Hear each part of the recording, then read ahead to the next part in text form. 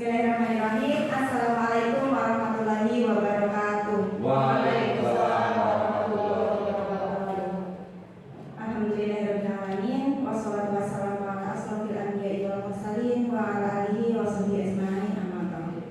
Yang terhormat Pak Muslim SPDSD selaku Kepala SD Negeri Labagada 01, yang saya hormati Bapak Ibu guru, tamu undangan yang berkenan hadir dalam diseminasi modul 1.4 budaya positif yang saya laksanakan. Pertama, marilah kita panjatkan puji syukur kehadiran Allah Subhanahu wa taala yang telah melimpahkan rahmat dan hidayahnya dan karunia-Nya kepada kita sehingga kita bisa bertatap muka berkumpul dalam forum kali ini dalam keadaan sehat dan bahagia. Bahagia semua Bapak Ibu. Alhamdulillah. Salawat serta salam semoga senantiasa tercurah kepada junjungan kita, suri tauladan terbaik kita, Nabi Agung Muhammad Sallallahu Alaihi Wasallam. Semoga kita semua adalah termasuk golongan umat beliau yang mendapat syafaat kelak di akhir. Amin Allahumma amin. Bapak Ibu yang saya hormati, izinkan saya sudah kenal saya adalah guru di SD Negeri Labagada 01, Afrida Lestari, calon guru penggerak angkatan 8, yang pada kali ini akan melaksanakan diseminasi dalam rangka salah satu tugas dalam pendidikan guru penggerak angkatan 8. Dalam kesempatan kali ini saya berbicara di depan bukan karena saya paling pandai dan paling berpengalaman, tapi saya berdiri di sini adalah dalam rangka membagikan atau sharing apa yang telah saya dapatkan ketika pendidikan guru penggerak. Kita di sini sama-sama belajar dan sharing, lebih banyak sharingnya kita kali ini.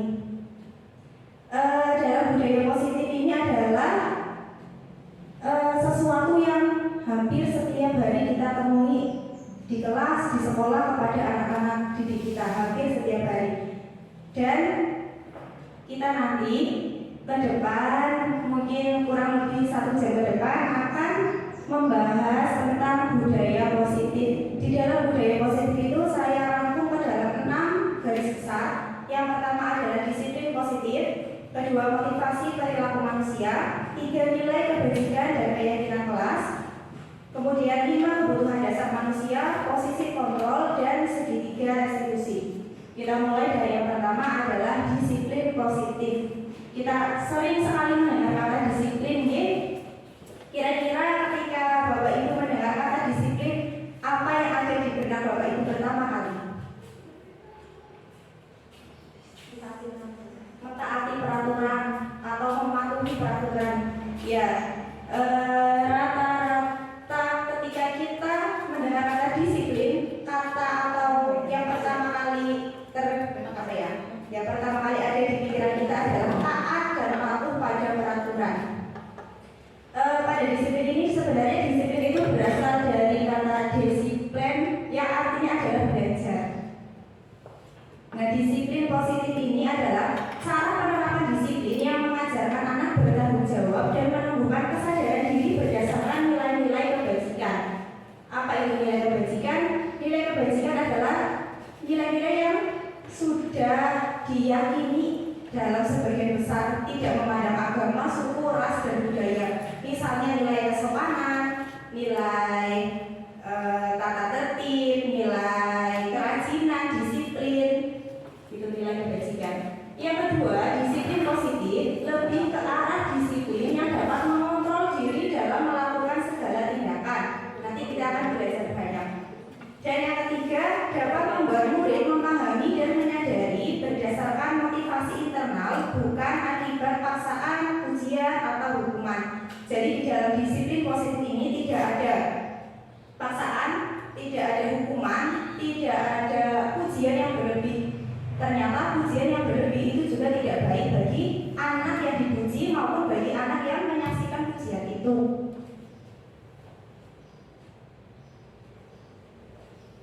Selanjutnya adalah motivasi perilaku manusia, motivasi atau dorongan. Kita sebagai manusia, setiap berperilaku pasti ada suatu dorongan, entah itu dorongan dari luar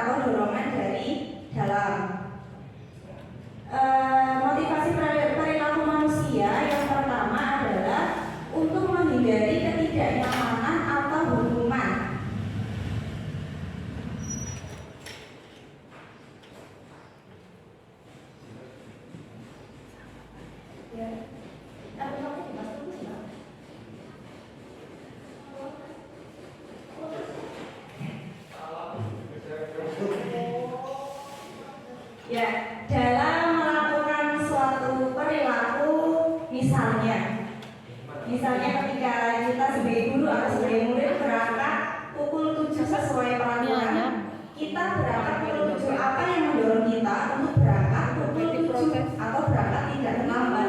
Apakah untuk menghindari ketidaknyamanan atau hukuman? Karena nanti ketika kita berangkat terlambat, saya akan mendapat hukuman. Nah makanya aku mau berangkat asik aja biar tidak dapat hukuman. Nah ini adalah motivasi untuk menghindari ketidaknyamanan atau hukuman. Atau misalnya, nanti kalau saya berangkat terlambat dibilangin sama teman-teman saya, diejekin. Nah itu adalah untuk menghindari ketidaknyamanan atau hukuman. Motivasi yang lain adalah untuk mendapatkan imbalan atau penghargaan dari orang lain. Misalnya aku ingin berangkat karena pasti nanti dapat pujian dari guru atau pasti nanti dapat pujian dari kepala sekolah misalnya. Atau saya berangkat basic biar dapat bintang dari guru. Itu adalah motivasi yang dari dalam apa dari luar? Dari luar atau eksternal. Dan motivasi yang ketiga adalah untuk menjadi orang yang mereka inginkan dan menghargai diri sendiri sesuai dengan nilai-nilai yang mereka percaya.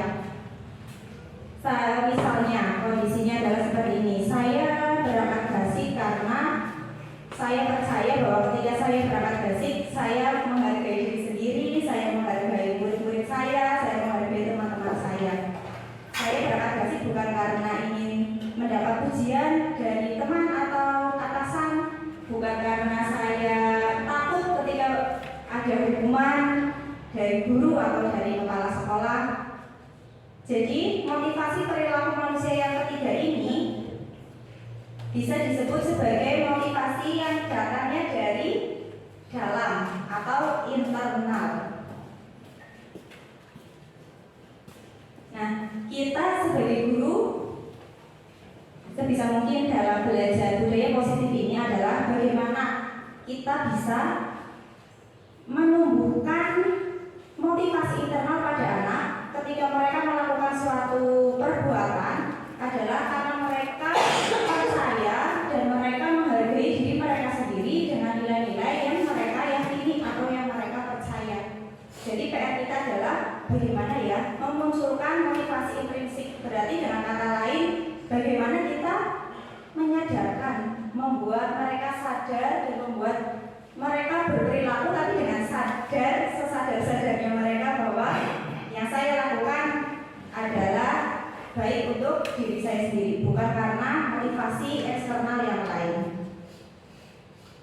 Dan budaya positif ini dapat kita terapkan dengan suatu keyakinan kelas atau sekolah. Ketika kita berada di kelas, berarti adalah kita terapkan budaya positif dengan keyakinan kelas. Sebelumnya ada yang sudah pernah membaca atau mendengar sekilas tentang keyakinan kelas, Bapak Ibu? Keyakinan kelas sebenarnya sering kita temui, cuma kita menemukannya dalam bentuk peraturan kelas atau peraturan sekolah. Bapak Ibu sudah menerapkan peraturan di kelasnya masing-masing? Contohnya di kelas Bu Sabrina, apa satu peraturan kelas yang ada di kelasnya Bu Sabrina? Ya karena saya, terima kasih untuk waktunya Bu Frida. Ya karena saya di kelas 1, aturan-aturannya masih dasar. Contohnya saat Bu Rina sedang menjelaskan atau Bu Rina sedang ada di depan anak-anak duduk mendengarkan seperti itu. Ya, diberi pemahaman lebih karena masih kelas 1 jadi belum bisa yang terlalu keras atau terlalu positif. Terima kasih. Terima kasih. Betul. Di kelas Bapak Ibu ada yang menerapkannya seperti itu juga sama? Coba kalau itu kan dari guru kelas 1, kalau guru mapel yang notabene ada berbeda-beda dari kelas 1 dan kelas 6. Kira-kira peraturan satu saja, peraturan yang sudah diterapkan oleh Bu Yumel. Mungkin tentang tugas atau tentang yang lainnya. Ya, untuk tugas itu harus dikumpulkan tepat waktu. Nah, kalau ada yang belum mengerjakan tugas itu biasanya dikasih tugas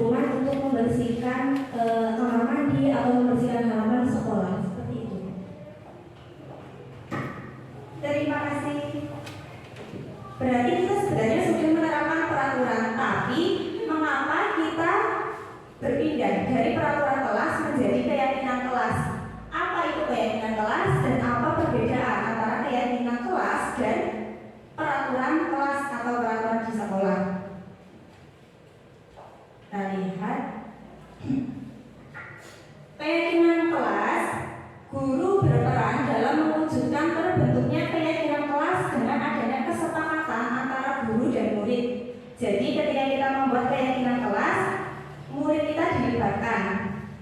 Misalnya, kita lihat kelas kita sepertinya kotor. Nah, untuk menjaga bagaimana caranya agar kita bisa belajar dengan nyaman, dengan ruangan kelas yang bersih, apa yang bisa kita lakukan? Misalnya anak-anak mungkin ada yang menjawab, Bu, mengerjakan piket, atau Bu, tidak membuang sampah sembarangan, Bu, tidak membuang sampah di laci, Bu, harus esek sebelum masuk kelas, misalnya. Jadi ketika kita membuat satu poin keyakinan kelas, di situ kita melibatkan semua murid-murid. Jadi keyakinan ketika peraturan biasanya adalah berasal dari orang yang berkuasa. Misalnya, peraturan kelas 1 harus datang tepat waktu. Sebenarnya sama konteksnya, tapi di peraturan tidak dilibatkan murid. Jadi murid hanya tahu ya, tiba-tiba sudah jadi saja, sudah ditempel di tembok. Peraturan kelas harus datang tepat waktu, harus mengerjakan piket. Itu sudah anak masuk sudah ditempel di tembok, hanya membaca tapi tidak melibatkan. Itu adalah contoh peraturan. Nah, kalau keyakinan kelas, bagaimana kita bisa mengajak murid bisa mengungkapkan pendapatnya untuk bersama-sama menjaga kelas mereka. Kemudian, keyakinan kelas berupa pernyataan kebajikan universal yang mudah diingat, dipahami, dan harus diterapkan dalam lingkungan sekolah. Berbeda dengan peraturan, ketika keyakinan kelas itu adalah tidak ada kata negatif. Kata negatif itu contohnya apa? Tidak, jangan, bukan. Nah, kita sering mendengar di Instagram atau di Facebook, ketika kita ngomongi anak jangan dengan kata jangan, nanti malah dilakukan. Sering mendengar ini, jangan lari, malah anak-anak justru lari. Biasanya pelan-pelan. Tapi kadang-kadang kita juga seringnya spontan ya. Jangan lari, jangan berisik seperti itu. Iya. Nah, kalau di keyakinan kelas itu tidak ada kata negatif, semuanya adalah positif.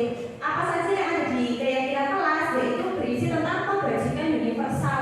Kebajikan universal adalah nilai-nilai universal, nilai-nilai umum yang diakini oleh semua orang, tidak pandang agama apa, tidak pandang suku apa, ras apa, umur berapa, semua orang meyakini. Contohnya kedisiplinan, semua orang meyakini bahwa disiplin itu adalah sesuatu nilai yang mulia.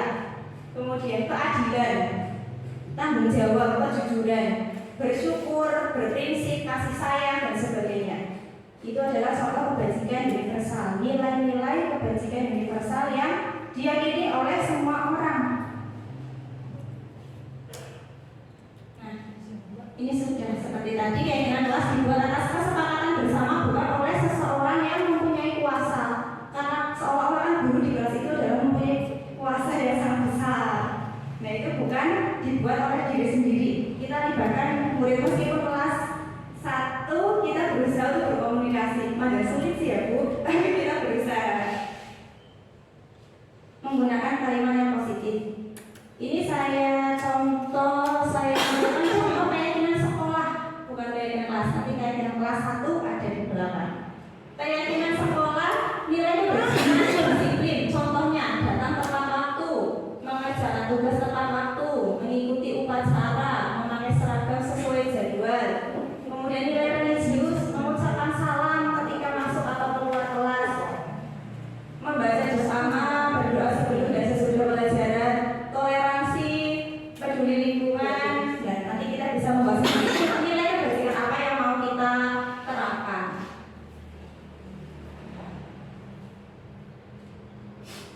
Membuat keyakinan kelas, saya kemarin mempraktekkan dengan kelas 1 membuat keyakinan kelas, ramai sekali. Tapi saya kelas 1 saya masih banyak dominan mungkin lain dengan kelas tinggi, mereka masih bisa diajak berdiskusi dan punya inisiatif. Ketika saya mempraktekkan kemarin membuat keyakinan di kelas 1, saya memberikan pertanyaan pemantik berupa gambar jam. Anak-anak ini gambar apa? Jam. Terkait dengan jam,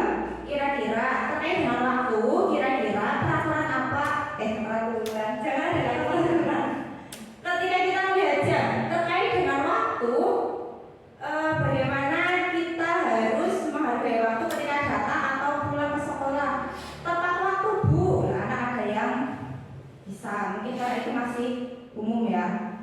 Kemudian selanjutnya ketika masuk ke kelas sebenarnya kita mengucapkan apa? Jadi saya masih memberi pertanyaan-pertanyaan pematik yang saya harapkan mereka menjawab sesuai keinginan saya.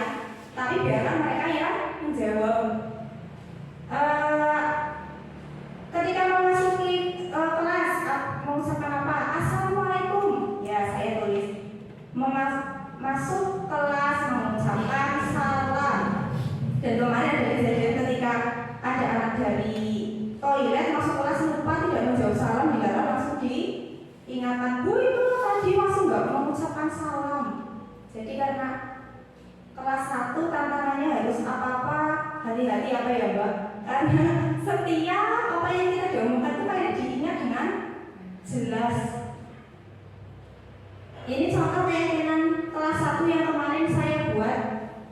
Misalnya datang dan pulang tepat waktu, mengumpulkan tugas tepat waktu, mengucapkan salam ketika masuk kelas, berdoa sebelum dan sesudah kegiatan, berbicara dengan kata-kata yang sopan.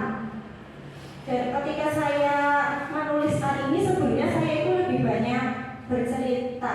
Kenapa kalau kita masuk ke kelas harus mengucapkan salam? Ada yang jawab biar tidak ada setannya Bu.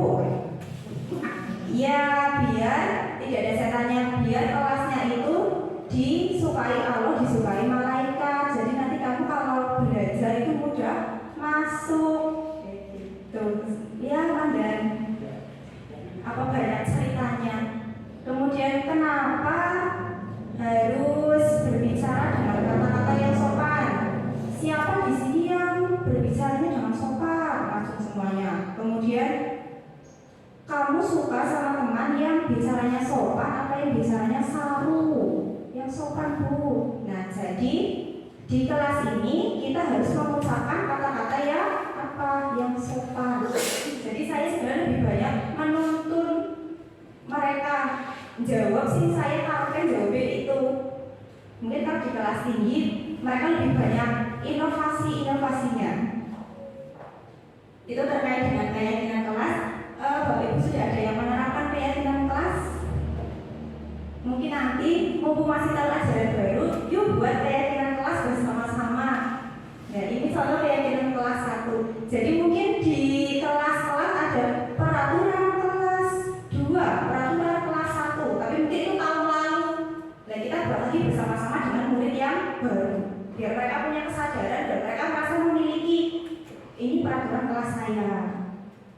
Nah, untuk yang kedua adalah selanjutnya adalah kebutuhan dasar manusia. Seluruh tindakan manusia memiliki tujuan tertentu. Semua yang kita lakukan adalah usaha terbaik kita untuk mendapatkan apa yang kita inginkan. Ketika kita mendapatkan apa yang kita inginkan, sebetulnya saat itu kita sedang memenuhi satu atau lebih dari kebutuhan dasar kita. Kita sebagai manusia punya 5 kebutuhan dasar. Yang pertama kebutuhan untuk bertahan hidup.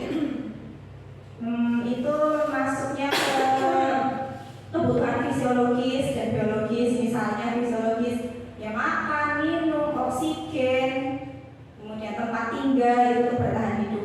Kasih sayang dan rasa diterima, merasa saling memberi dan menerima kasih sayang, diterima oleh suatu kelompok temannya di kelas atau di sekolahan. Kemudian kebebasan, kesenangan, dan penguasaan. Jadi ketika salah satu dari 5 kebutuhan dasar murid itu tidak terpenuhi, otomatis murid akan melakukan sebuah penyimpangan. Pasti, karena kebutuhan dasar manusia itu berbeda-beda. Tapi pasti mereka punya 5 kebutuhan dasar ini. Jika satu kebutuhan dasarnya tidak terpenuhi, jadi yang sering kita temui misalnya anak-anak melanggar peraturan, pernah menjumpai anak yang melanggar peraturan ya? Itu pasti salah satu kebutuhannya sedang tidak terpenuhi. Dan tugas kita sebagai guru adalah mencari tahu kebutuhan apa sebenarnya yang mereka butuhkan, yang harus mereka penuhi. Nah, kita bersama-sama melihat sebuah kasus. Ibu Ambar, guru wali kelas 2 di SD Pelita Hati sedang bingung menghadapi ulah salah satu murid di kelasnya bernama Doni. Beberapa anak di kelas 2A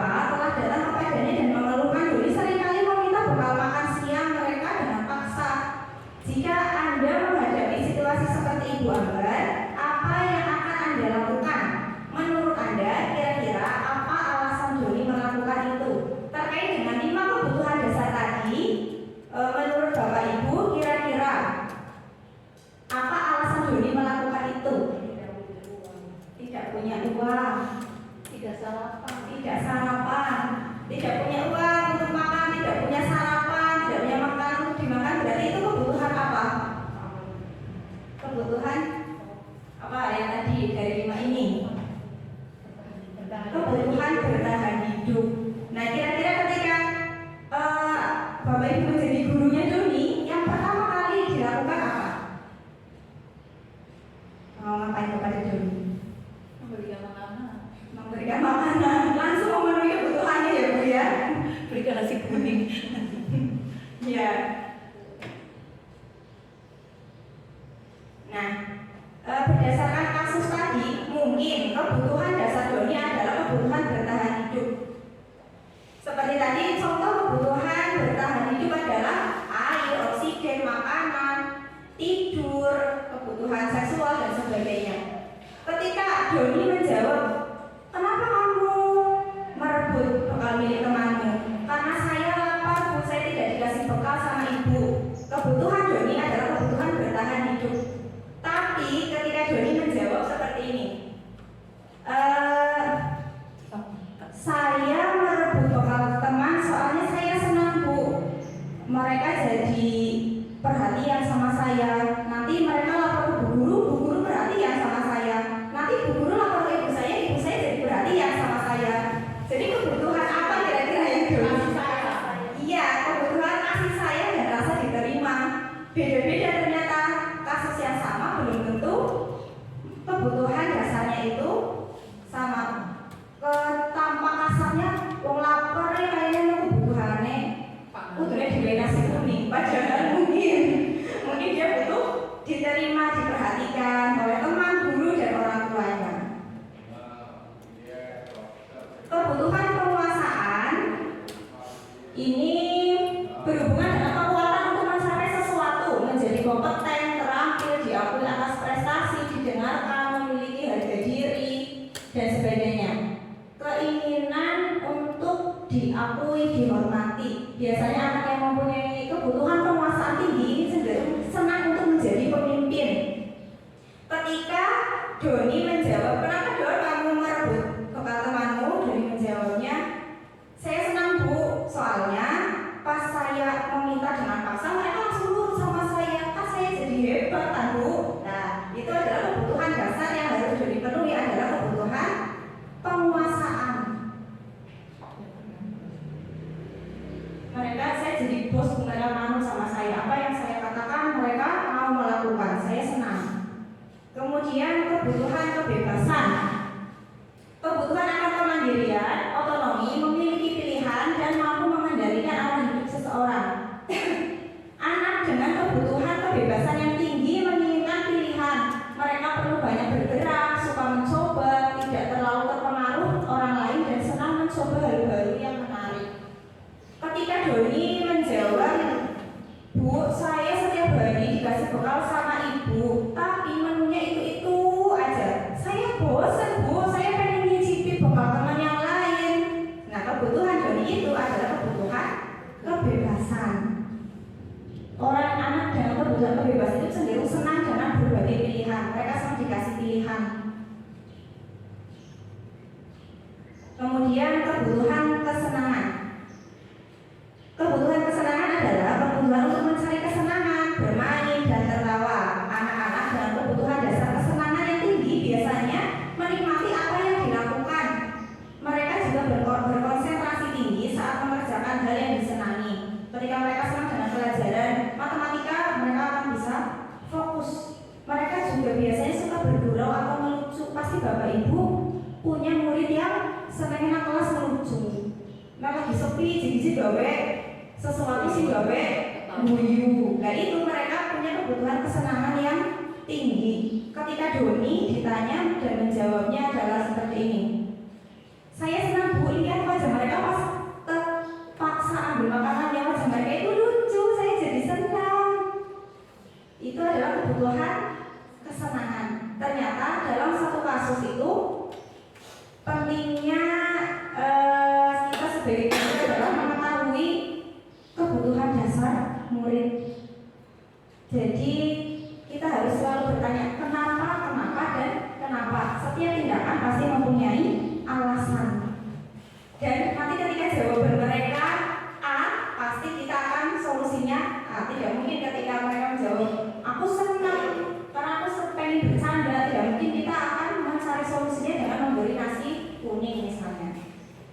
Jadi kita bertanya untuk mendapatkan solusi yang paling tepat dari 5 kebutuhan dasar itu.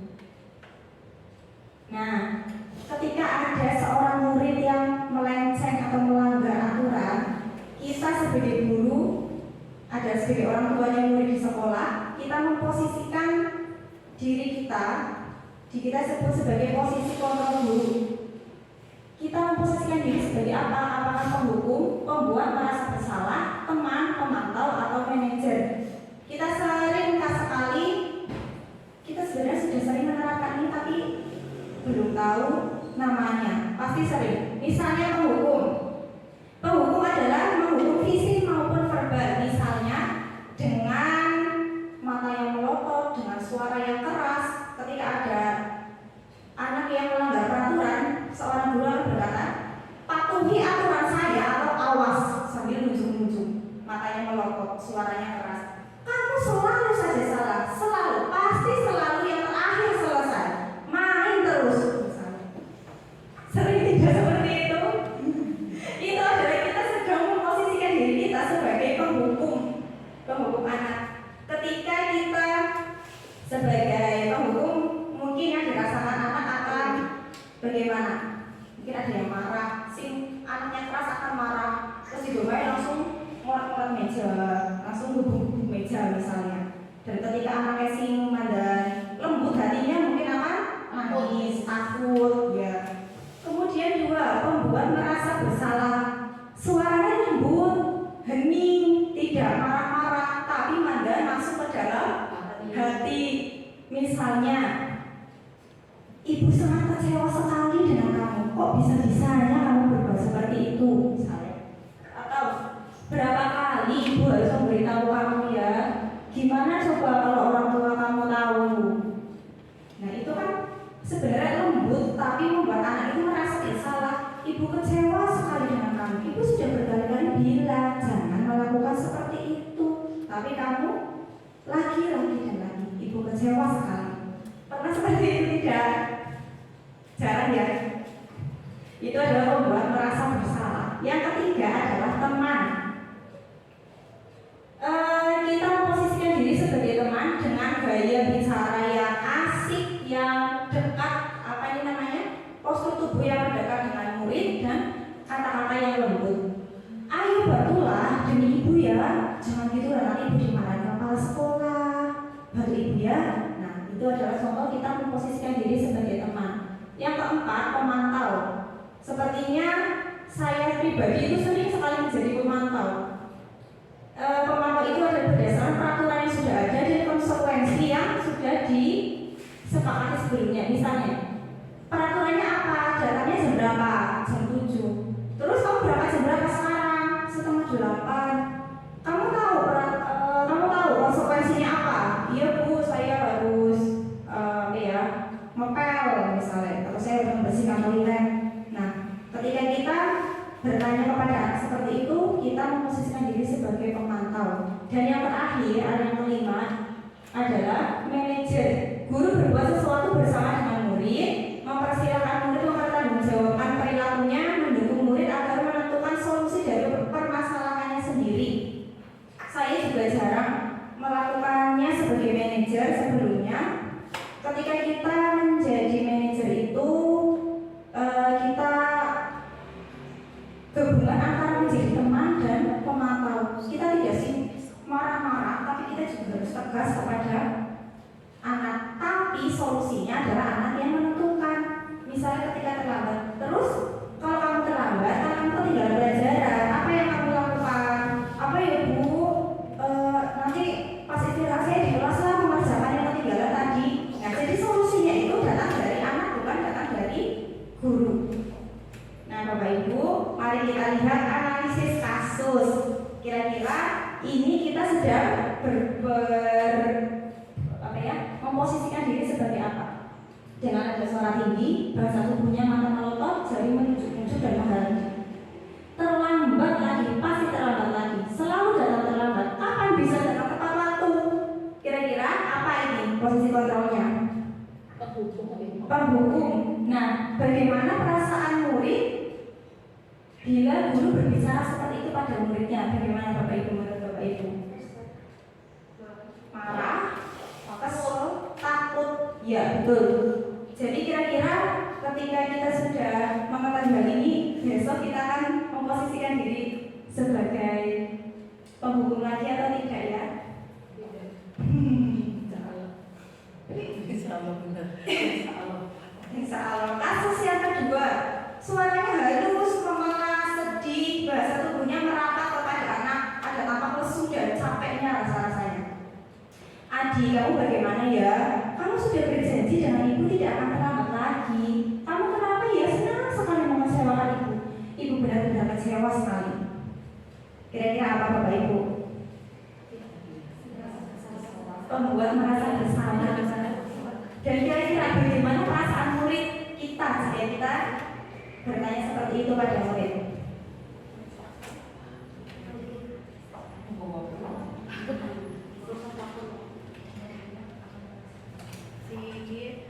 Ya, terima kasih. Murid akan merasa bersalah telah mengecewakan ibu atau bapak gurunya. Murid akan merasa menjadi orang yang gagal dan tidak sanggup membahagiakan orang lain. Kurang seperti itu. Terima kasih. Tepat sekali. Ketika kita menjadi posisi pembuat merasa bersalah, anak akan merasa bersalah pada diri sendiri. Dan keadaan itu malah jauh lebih parah daripada ketika kita menghukum mereka. Ketika kita memberikan hukuman, mereka bisa mengekspresikan kemarahannya, keselnya keton, marahnya keton. Tapi ketika kita membuat rasa bersalah, ya gurunya be alus, aku orang marah contohnya orang pastem kan, tapi nancep banget di hati. Itu justru malah larinya kemana? Ke psikisnya anak. Itu kadang mereka jadi merasa bersalah, dia ngasih kegawa mimpi kadang. Nah, selanjutnya nada suaranya dapat, bahasa tubuhnya formal. Adi, tahukah kamu jam berapa kita memulai? Tahu Pak, kamu terlambat 15 menit. Apakah kamu sudah mengerti konsekuensi yang harus dilakukan bila terlambat? Paham Pak, saya harus tinggal di kelas pada jam istirahat nanti dan mengerjakan tugas ketertinggalan saya. Guru, iya benar. Nanti pada saat jam istirahat kamu harus tinggal di kelas untuk menyelesaikan tugas. Posisi apa kira-kira yang di sini? Posisi apa ya? Dari 5 ini posisi apa? Pemantau. Ada jarak antara murid dan guru formal. Kira-kira perasaannya bagaimana kalau murid diperlakukan seperti itu? Sadar apa tidak muridnya? Ya, saya terlambat. Ngerti-ngerti peraturannya jam 7. Murid akan sadar, tapi kesadarannya itu datang dari luar. Dan itu mungkin tidak bertahan lama. Yang terakhir, nada suaranya tulus, bahasa tubuhnya tidak kaku dan mendekat. Adi, apakah kamu mengetahui jam berapa sekolah dimulai? Ada yang mau menjadi Adi?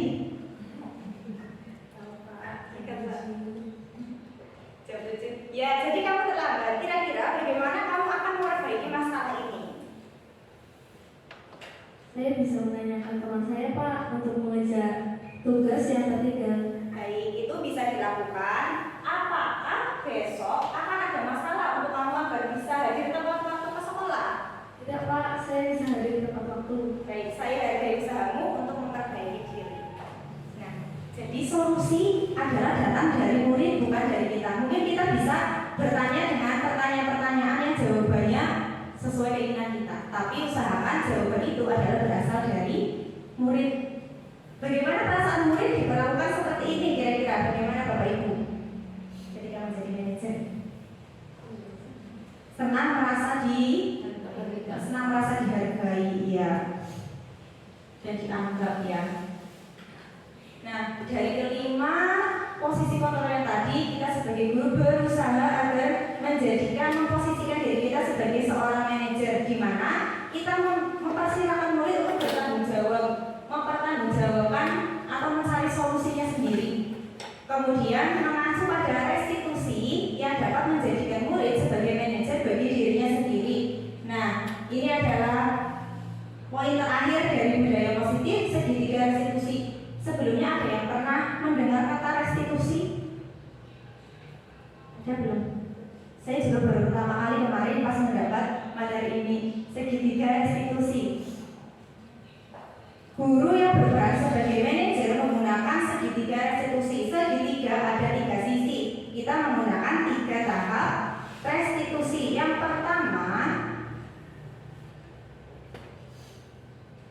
Yang pertama yang paling bawah adalah menstabilkan identitas. Yang kedua, validasi tindakan yang salah. Dan yang ketiga, menanyakan keyakinan. Apakah harus urut? Sebisa mungkin urut agar apa yang kita maksud tersampaikan kepada murid. Menstabilkan identitas ini berdasarkan prinsip membuat sebuah kesalahan adalah hal yang wajar. Namanya anak-anak belajar. Bukan berarti kita membolehkan anak melanggar peraturan, tidak. Tapi kita berusaha memberi rasa tidak apa-apa. Bahasanya ya, lumrahkanlah.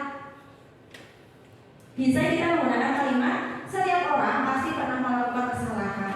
Kamu bukan satu-satunya yang pernah melakukan ini. Dulu Bu Guru juga pernah melakukan itu. Atau kalau Bu Guru ada di posisi kamu, Bu Guru juga pasti melakukan itu. Untuk kamu tidak membuat hal yang lebih membahayakan lagi ya. Jadi kita menerima dulu. Ketika murid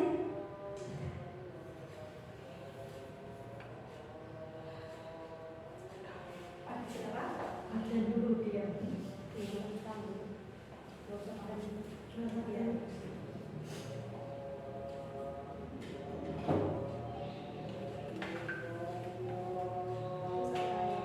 kamu bukan satu-satunya yang pernah melakukan kesalahan ini. Kita terima dulu. Ketika anak tahu dirinya salah, dia berada di posisi gagal.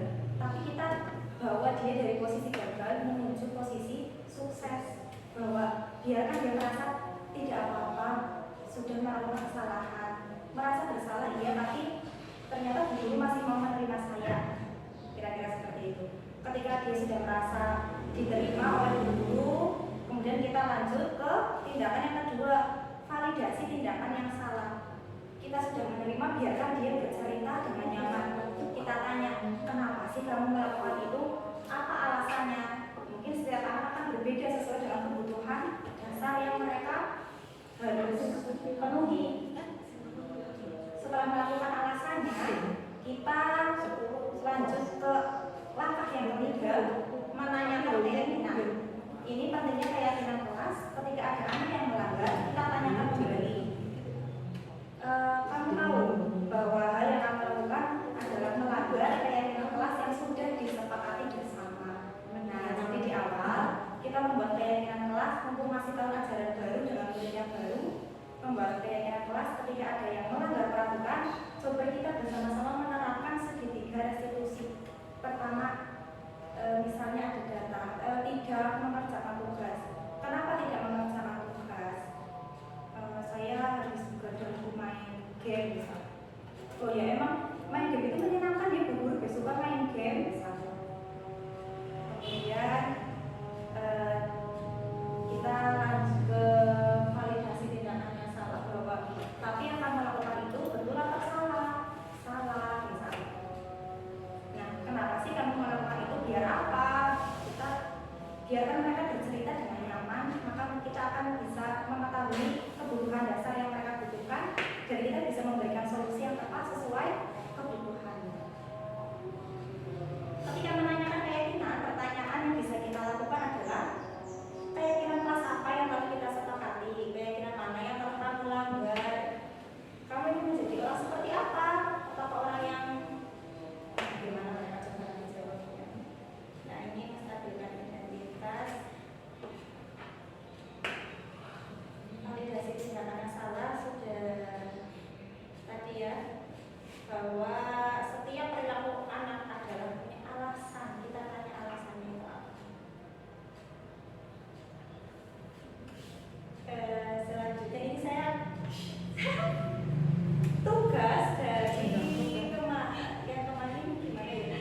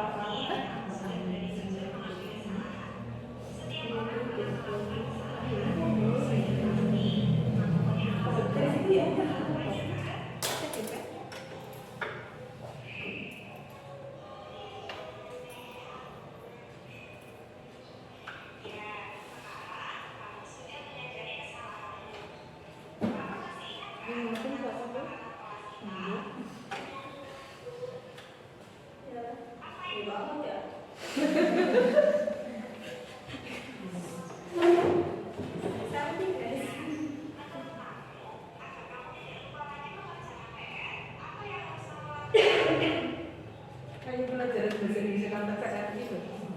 Anak-anaknya mau banget ya. Jadi ini kepiye?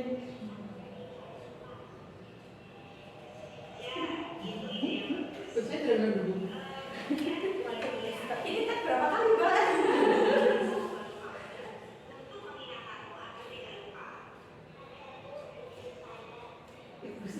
Gimana ya kan masih oke, next kapan Mbak? Saya lagi joget. Sing apik tapi kan lho. Lagu dan soal. Setelah kita bersama-sama belajar memahami tentang budaya positif, mari kita melakukan refleksi kegiatan hari ini. Apa hal baru yang Bapak Ibu pelajari setelah sesi diseminasi ini? Mungkin ada hal baru yang bisa diungkapkan. Bu Eti, masih lah Bu Eti.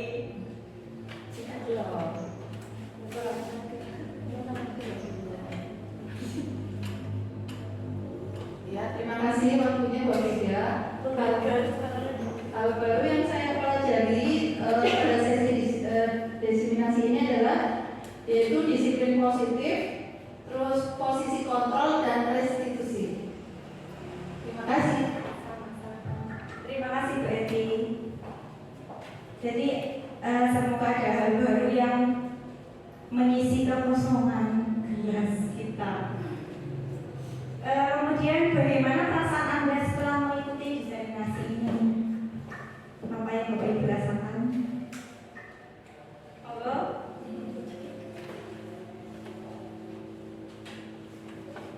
Saya merasa senang karena mengetahui hal-hal baru dan jadi termotivasi untuk lebih baik lagi.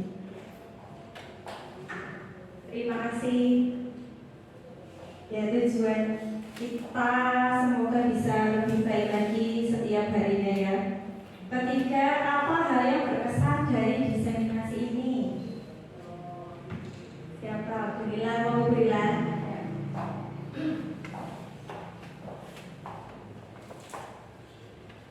Saat menganalisis kasus siswa, saya merasa belum maksimal dalam membimbing dan menuntut murid karena lebih sering menggunakan peran kontrol, menghukum, dan menangkal.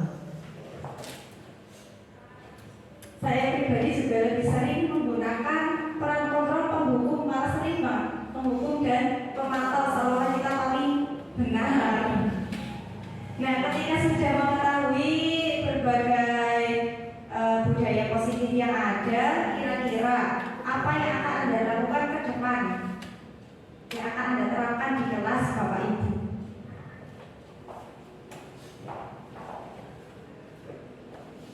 Kedepannya, saya akan memposisikan diri saya sebagai manajer dalam menangani permasalahan murid.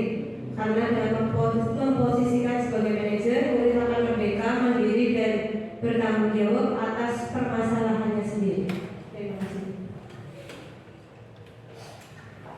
Terima kasih Bapak Ibu yang telah berpartisipasi.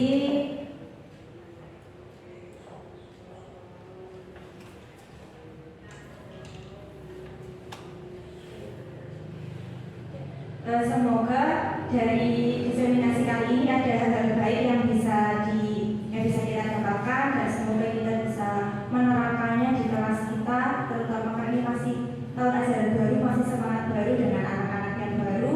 Kita bisa melakukan perubahan-perubahan baru dan semoga itu adalah menjadi lebih baik. Demikian yang bisa saya sampaikan dalam diseminasi ini. Kurang lebihnya saya mohon maaf apabila ada perkataan, perbuatan yang kurang berkenan dari Bapak Ibu. Saya mohon maaf yang seikhlas-ikhlasnya. Terima kasih yang sebesar-besarnya telah berkenan menghadiri diseminasi ini. Semoga langkah Bapak Ibu dalam kita niatkan untuk mencari ilmu dan Bapak Ibu kerjasama mendapat balasan dengan sebaik-baik balasan dari Allah. Subhanahu wa ta'ala. Demikian yang dapat saya sampaikan. Kurang lebihnya mohon maaf. Wabillahi taufiq wal hidayah. Wassalamualaikum warahmatullahi wabarakatuh.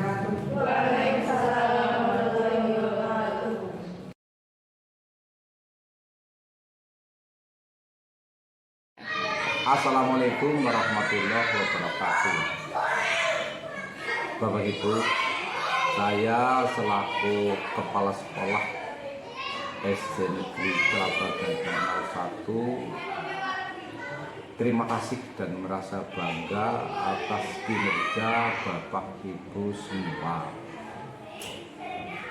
terutama kepada Mbak Frida yang telah mengikuti program calon guru penggerak dan telah melaksanakan diseminasi tentang budaya positif. Untuk itu nanti yang berkaitan dengan budaya positif yang telah didiseminasikan itu bisa ditularkan atau bisa dilaksanakan di SD Negeri Kelapa Gading 01, dikarenakan budaya disiplin itu sesuai dengan visi misi SD Negeri Kelapa Gading 01 itu, yaitu terwujudnya murid yang unggul dalam berprestasi berdasarkan kedisiplinan, iman dan takwa dengan mengedepankan budi pekerti luhur.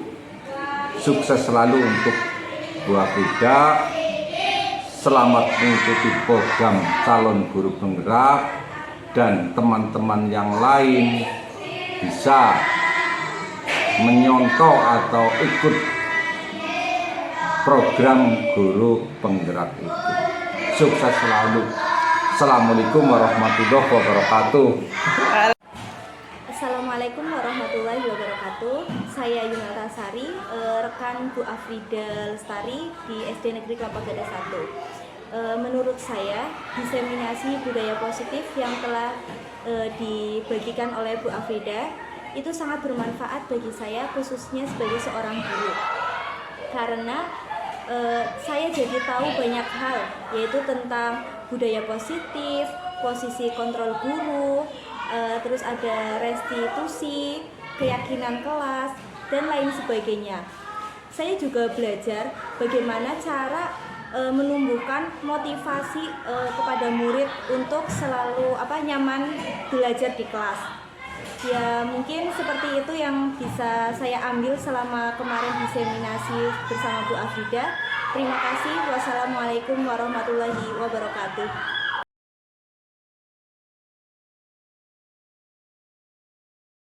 Di Bu Guru sebelum istirahat bilang bahwa sekarang kita akan membuat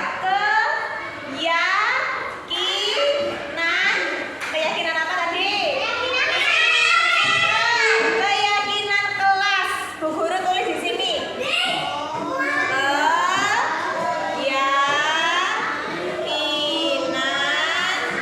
Kelas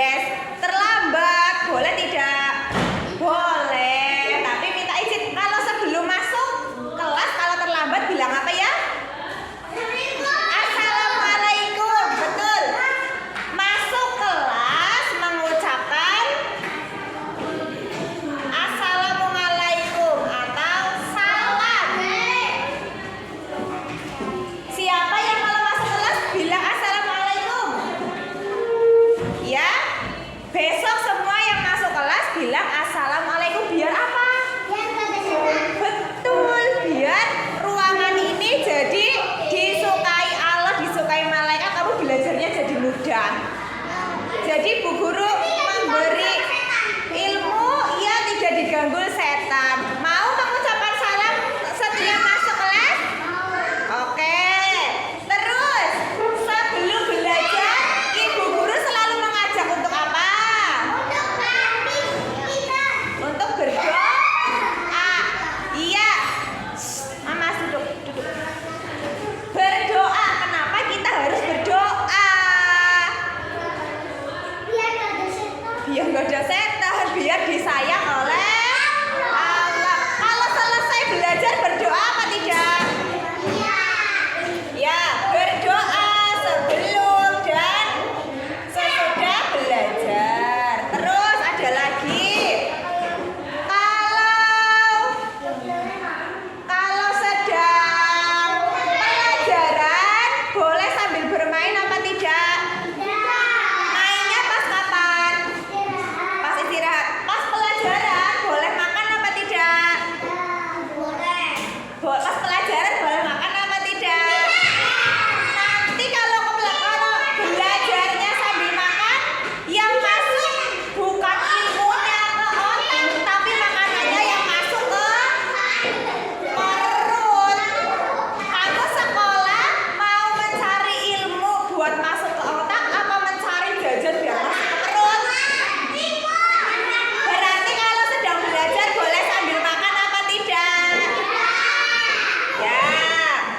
Terus sambil bermain boleh apa tidak? Bermainnya ketika istirahat. Berarti saat pelajaran memperhatikan guru. Pintar. Atau Pak Guru siapa? Pak Guru Undi atau Pak Musi?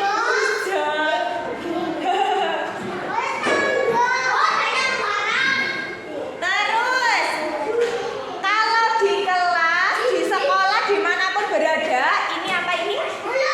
Mulutnya kamu mengucapkan yang baik, apa yang buruk? Yang baik dengan sopan apa dengan yang saru? Yang sopan, siapa yang bicaranya sopan?